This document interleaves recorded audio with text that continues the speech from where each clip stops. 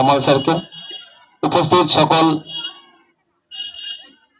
শ্রদ্ধেয় অভিভাবক, অভিভাবিকাগণ এবং এই বিদ্যাপীঠের সকল শিক্ষক এবং শিক্ষিকাগণ। বলার কিছুই নেই, অনেক কষ্টে অভিভাবকরা অধীর আগ্রহে বসে আছে। জাস্ট বলার এইটুকুই যে এই শিশুরা আগামী দিনে সার্বিকভাবে সকল দিক দিয়ে এগিয়ে যাক, এটা। আর এই বিদ্যাপীঠের আগামী দিনের শ্রীবৃদ্ধি ঘটে ধীরে ধীরে, এই সফলতা কামনা করছি।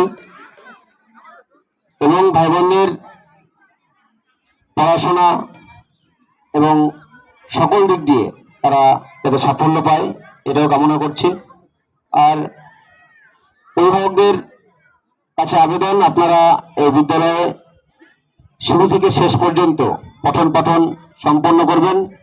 তাহলে আপনার যে আমরা যে যাকে বলি ফসল, সেই ফসল পূর্ণাঙ্গ লাভ করবে এবং দেশ এবং সমাজের যে গঠন, আমাদের যে শ্রদ্ধেয় স্যার এসেছিল সেই উচ্চ বিদ্যালয়ের শিক্ষক, তিনিও বললেন যে দেশ এবং জাতি মর্যাদা রক্ষার্থে আমাদের এই আদর্শ বিদ্যাপীঠের সকল ভাই বোন আগামী দিনে সেই সমাজের কাজে অংশগ্রহণ করুক, এটাই কামনা করছি। সকলকে ধন্যবাদ।